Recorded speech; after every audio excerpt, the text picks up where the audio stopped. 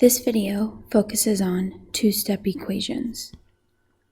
So what we're going to be looking at is using both this addition and this multiplication property to solve for a one variable equation.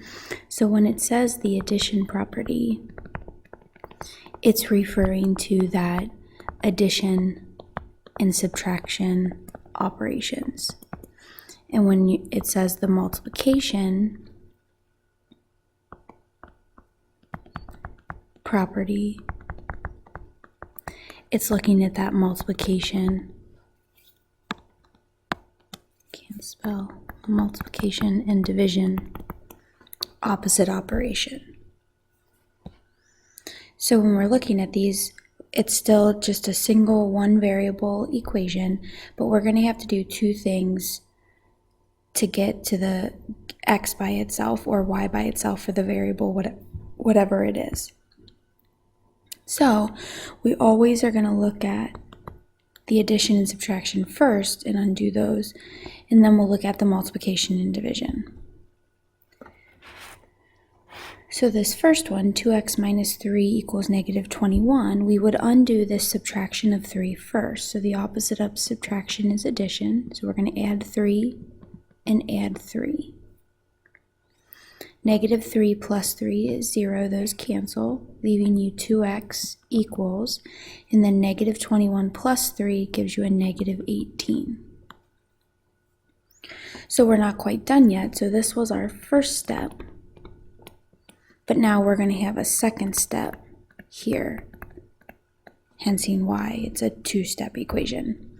So this 2x, that's multiplication, so we're going to undo that multiplication by divide, and divide to the right. So that gives me x equals, because 2 divided by 2 is 1, so that's 1x or just x. And then negative 18 divided by 2 gives you a negative 9. Process would stay the same over here for the 3y plus 10 equals 19. Since I'm adding 10, the opposite is subtraction, so I would subtract 10 to both sides. 10 minus 10 is 0, those cancel, leaving me negative 3y equals 9. Again, that was our first step. Now, to get y by itself, I divide by the negative 3. Make sure you take the negative with it. Negative 3 divided by negative 3 is a positive 1. That leaves you a 1y. And 9 divided by negative 3 is negative 3. Again, that was our second step.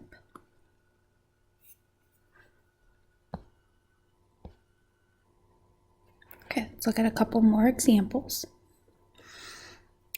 So, even though we have fractions and decimals, excuse me, we're going to keep the process the same. So because I'm subtracting 3.2, I'm going to add 3.2 to both sides. That's going to cancel these because that's 0. That leaves me with 1/4 x equals, and then negative 21 plus 3.2. You can use a calculator to do your math. That's going to give you negative 17.8. Now this 1/4 in x, that's still multiplication, so I'm going to divide by that coefficient of a fourth. Anything divided by itself is 1. But then you have to divide the other side by 1/4 as well. Again, you can use a scientific calculator for your math, so negative 17.8 divided by 1/4 would give you a final answer of negative 71.2, or your calculator may give you the fraction equivalence, which is negative 71 and 1/5. So either of those are acceptable answers. One's just a decimal form, one's a fraction form. Okay, moving on to the next one. We're going to subtract 10 and 2/5. That gives me 0, and subtract 10 and 2/5 from the other side. That leaves me with negative 3y equals 4 minus 10 and 2/5 gives you a negative 6 and 2/5. divide by that coefficient for the variable, and that gives you y equals a negative divided by a negative is positive. 6 2/5 divided by 3 would give you a positive 2.13 with the 3 repeating if your calculator gave you the decimal, or you could have 2 2/15, whatever your calculator spits back out at you. So before we move to the pause and you try, remember, undo your addition or subtraction first, then do your multiplication or division. So step 1, step 2. All right, go ahead and pause and try these two, and then hit play to hear the explanation.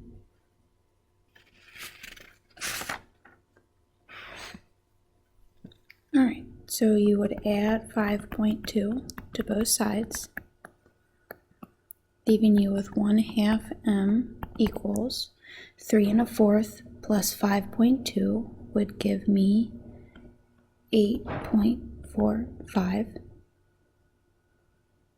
Then I would divide by this coefficient of a half, and I would get m equals 4.225, or you could have got the fraction of 4 9/40.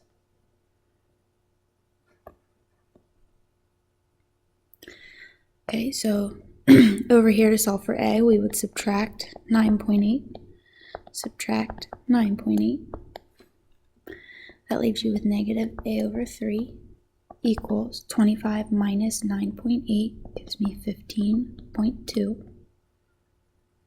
Now I'm going to take the negative with the 3 because I can do that. So then I'm just going to multiply this by negative 3 because a fraction means division. So to undo division, I multiply and then multiply this side by negative 3.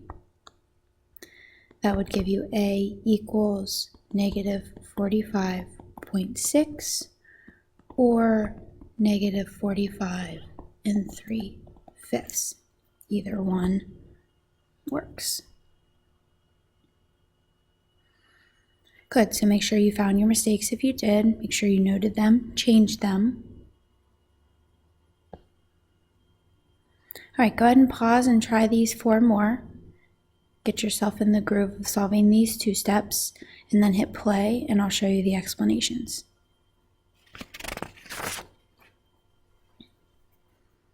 All right, the first one, 2x minus 7 equals 19. Add the 7 to both sides. Get 2x equals 26. Divide by the coefficient. You get x equals 13.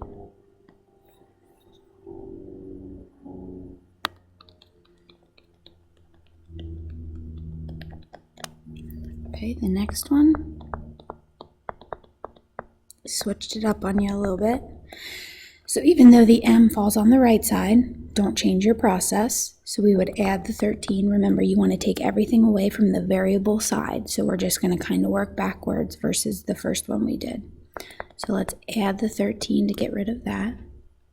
So negative 28 plus 13 would give me a negative 15.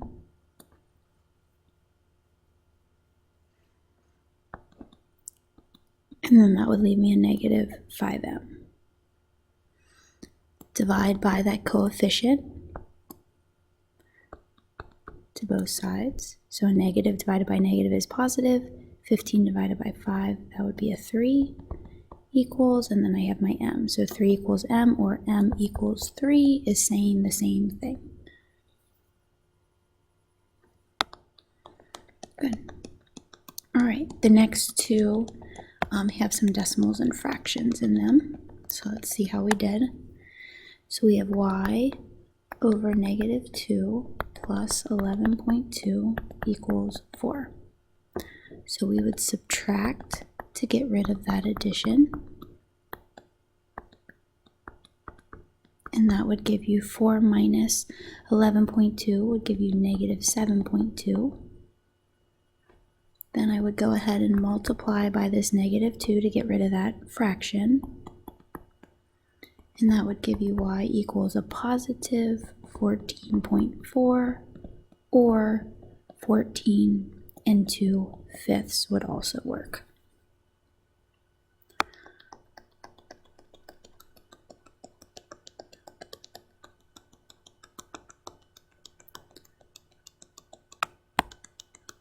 All right, and the last one, we have negative 8 equals a over 5 minus 6.5. So let's add the 6.5. Again, even though it's on the right side, we want to pull everything away from the variable side.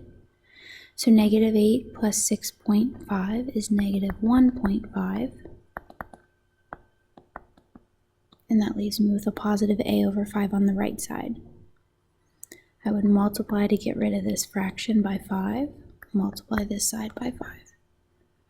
That's going to give me negative 7.5 equals a, or a equals negative 7.5, or again, negative 7.5, whichever one works.